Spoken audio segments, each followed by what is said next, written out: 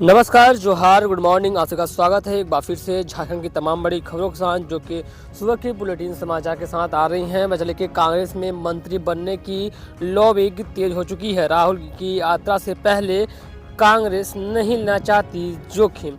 कांग्रेस में मंत्री पद को लेकर लॉबिंग तेज है। हेमंत सोरेन सरकार में शामिल रहे कांग्रेस कोटे के मंत्री भी संशय में हैं। शपथ ग्रहण की तारीख बढ़ने के बाद इन मंत्रियों की परेशानी बढ़ी हुई है। कांग्रेस खेमा में बदलाव के संकेत दिखे जा रहे हैं। कांग्रेस सूत्रों का कहना है कि अगर मंत्रियों का बदलाव नहीं करना होता तो फिर 8 को ही शपथ ग्रहण समारोह होता। मंत्री रामेश्वर उरांव, बादल पत्रलेख और बन्ना गुप्ता को लेकर अटकलें लगाई जा रही हैं। प्रदेश कांग्रेस राहुल गांधी की यात्रा से पहले किसी तरह का जोखिम नहीं लेना चाहती थी। 14 को राहुल गांधी दूसरे चरण की न्याय यात्रा पर पलामू पहुंच रहे हैं। वह 15 फरवरी को झारखंड से अपनी यात्रा आगे ले जाएंगे। इसी बीच पार्टी किसी तरह का खटपट नहीं चाहती थी।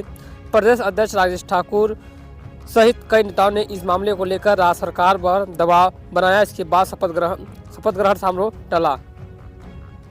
मुख्यमंत्री बनने के बाद पहली बार आज जमशेदपुर पहुंचेंगे चंपई सोरेन। जारी करेंगे अबुआ आवास योजना की पहली किस्त। मुख्यमंत्री चंपई सोरेन शुक्रवार को गोपाल मैदान में लगभग 24,827 लाभुकों के बीच अबुआ आवास योजना के 74.48 करोड़ रुपए के स्वीकृति पत्र का वितरण करेंगे। प्रमंडलीय समारोह में कोल्हान के 3 जिले की लाभुकों के बैंक खाते में योजना की पहली किस्त की राशि दी जाएगी। मुख्यमंत्री बनने के बाद चंपई सोरेन पहली बार जमशेदपुर आ रहे हैं। इसको लेकर जिला प्रशासन ने व्यापक तैयारी की है। उपायुक्त मंजुनाथ भजंत्री और एसएसपी किशोर कौशल ने तैयारियों का जायजा लिया। इस दौरान विधि व्यवस्था, सीटिंग, जलापूर्ति, शौचालय, मेडिकल समेत अन्य व्यवस्था पर चर्चा हुई।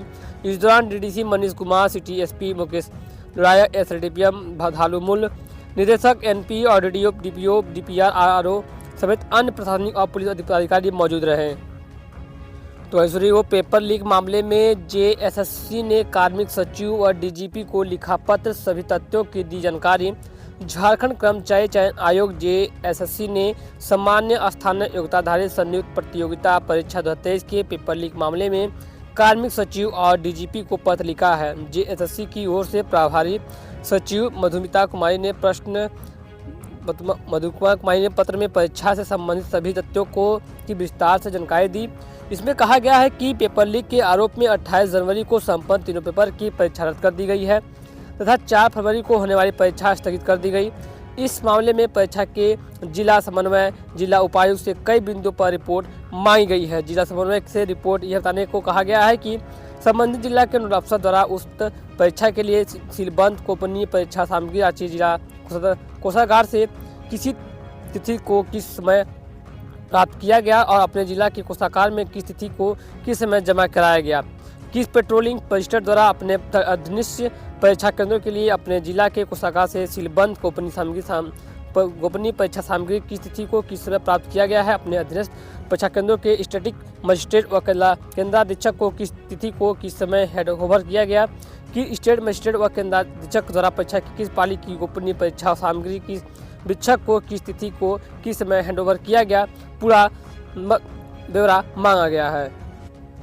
झारखंड के कई इलाकों में 12 व 13 फरवरी को हो सकती है बारिश। गिर सकता है तापमान। मौसम विभाग की माने तो 11 फरवरी को भी पलामू प्रमंडल के कई इलाकों में बारिश हो सकती है। तो वहीं 12 और 13 फरवरी को राजधानी रांची समेत देवघर समेत कई जिलों में बारिश होने की संभावना नजर आ रही है। वजह कि झारखंड के कई इलाकों में 12 फरवरी को बारिश हो सकती है। मौसम विभाग की माने तो इस दौरान आकाश में बादल छाए रहेंगे। तो वहीं न्यूनतम तापमान में 2 से 3 डिग्री सेल्सियस की गिरावट देखने को मिल सकती है। हालांकि इसके बाद तापमान में 3 से 4 डिग्री सेल्सियस बढ़ने की संभावना है। उत्तर भारत में बर्फीली हवा चलने का असर झारखंड में भी देखने को मिल रहा है। सुबह में ठंडी हवा चल रही है, इससे तापमान में कमी आ गई है। रांची के तापमान में पिछले 24 घंटे में 3.2 डिग्री सेल्सियस की कमी आ गई है। 7 फरवरी को रांची का तापमान 15.4 डिग्री सेल्सियस था, जबकि 8 फरवरी को न्यूनतम तापमान 12.2 डिग्री सेल्सियस हो गया। वहीं मेदिनीनगर का न्यूनतम तापमान 10.2 डिग्री व जमशेदपुर का 14.4 डिग्री सेल्सियस रहा। तो ऐसे वो राज्यपाल सीपी राधाकृष्णन बोले, झारखंड में सरकार बनाने की प्रक्रिया में हुई देरी को बिहार से तुलना करना गलत। राज्यपाल सीपी राधाकृष्णन ने गुरुवार को राजभवन में पत्रकारों से बातचीत के दौरान स्पष्ट किया है कि मनी लॉन्ड्रिंग मामले में पूर्व मुख्यमंत्री हेमंत सोरेन की ईडी द्वारा की गई गिरफ्तारी में राजभवन की कोई भूमिका नहीं है। श्री सोरेन की गिरफ्तारी में राजभवन की साजिश संबंधित आरोप को सिरे से खारिज करते हुए राज्यपाल ने कहा, हमने लोकतांत्रिक मापदंडों का सख्ती से पालन किया है, राजभवन के अधिकारियों का दुरुपयोग नहीं किया गया है।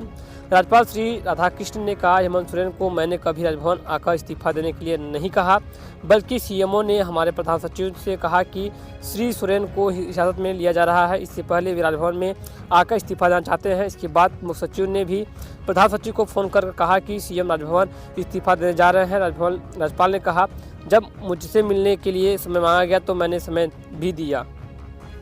तो ऐसे वो सीएम चंपई सोरेन का निर्देश, उपभोक्ताओं को बालू आसानी से उचित कीमत पर देने के लिए खान विभाग मॉनिटरिंग करे।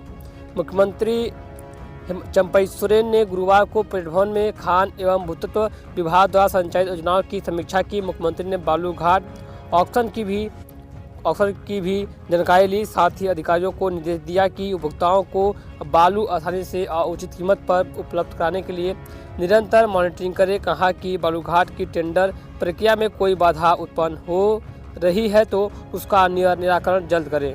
सीएम ने कहा कि खान विभाग राजस्व का एक मुख्य स्रोत माना जाता है। सीएम ने उन खनन ब्लॉकों को जल्द से जल्द चालू करने का निर्देश दिया जिनकी नीलामी या आवंटन पहले से हो चुका है। उन्होंने कहा कि खनन पट्टा जिस कंपनी या संस्थान को आवंटित किया गया है उसके साथ बैठक कर खनन कार्य शीघ्र शुरू कराएं। सीएम ने कहा कि आवंटन के बाद जो कंपनियां खनन में रुचि नहीं दिखा रही हैं उन्हें शोकॉज कर उनका आवंटन रद्द करें। सीएम ने राज्य के विभिन्न खनिज ब्लॉकों की नीलामी की जानकारी ली तथा फरवरी के अंत तक खान विभाग द्वारा चिन्हित 10 विभिन्न खदानों के नीलामी अथवा आवंटन प्रक्रिया को पूरा करने का निर्देश दिया गया है। तो ऐसे वो जमशेदपुर के डुगुडुगी बाजार गाँव में भ्रमण करेगा। हेमंत सोरेन का संदेश रथ 11 से होगा शुभारंभ। पोटका तेतला स्थित इंपेरियल रिसोर्ट में गुरुवार को पोटका टुमरिया व जमशेदपुर प्रखंड की संयुक्त बैठक की अध्यक्षता पोटका अखंड अध्यक्ष सुधीर सोरेन ने की है। बैठक में केंद्र सरकार के इशारे पर हेमंत सोरेन की गिरफ्तारी का आरोप लगाकर कड़ी प्रशंसा करते हुए पूरे प्रकरण का पर्दाफाश करने का निर्णय लिया गया है। बैठक में यह भी निर्णय लिया गया है कि झामू द्वारा केंद्र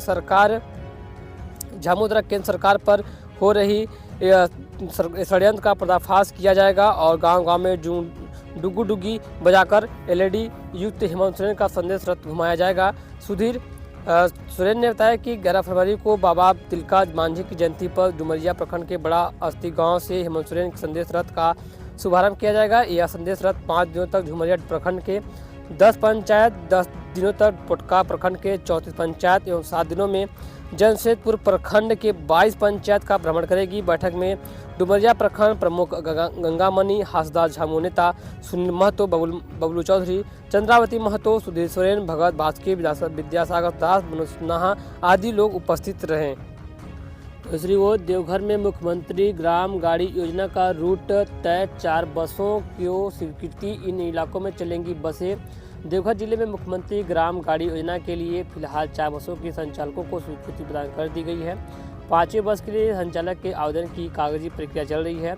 1-2 दिनों में 5वीं बस भी योजना से जुड़ जाएगी। योजना के तहत विभाग ने रूट तय कर मुख्यालय को भी भेज दिया है। इन बसों के संचालकों को निर्धारित मापदंड के अनुसार सुविधाएं उपलब्ध कराई जाएंगी, जिनमें 9 इलाके के कुल 444 किलोमीटर में बसें चलेंगी। इन रूटों के ग्रामीणों को प्रखंड मुख्यालय से लेकर जिला स्वास्थ्य केंद्र, रेलवे स्टेशन, मुख्य हाट, बाजार से जोड़ा जाएगा ताकि इन स्थानों पर ग्रामीणों की पहुंच आसान हो सके। तो ऐसी वो झारखंड में नक्सली हमले में शहीद जवानों को दी गई आखिरी सलामी। डीजीपी अजय कुमार सिंह बोले, दोषियों पर होगी कार्रवाई। जबकि नक्सली हमले में शहीद जवानों को गुरुवार को पुलिस लाइन में आखिरी सलामी देकर श्रद्धांजलि दी गई। DGP Ajay Kumar Singh, IG Sanjay Anand Latkar, special branch के IG Prabhat Kumar, Bokaro IG doctor Michael Raj, DIG Sunil Bhaskar, CRPF DIG Brajesh Singh, उपायुक्त Abu Imran, SP Rakesh Ranjan, CRPF commandant Anuj Kumar समेत अन्य ने शहीद जवानों को आखिरी विदाई दी। आत्मा की शांति के लिए 2 मिनट का मौन रखा गया। इसके बाद सभी ने एक-एक कर उनके शव पर फूल, माला व चक्र चढ़ाकर श्रद्धांजलि दी। इस दौरान देशभक्ति नारे लगाए गए। इसके बाद दोनों शहीद जवानों के पार्थिव शरीर को पैतृक गाँव भेज दिया गया। शहीद जवानों में बिहार के गया जिले के वरिष्ठगंज थाना क्षेत्र के गिरियावा निवासी अशोक सिंह व पलामू जिले तरहसी थाना क्षेत्र के तरहसी गाँव निवासी सुकन राम शामिल थे। तो ऐसी वो पुलिस को मिली बड़ी कामयाबी। ट्रेनों में लूटपाट करने वाले गिरोह का खुलासा। 2 महिला समेत 15 अपराधी अरेस्ट।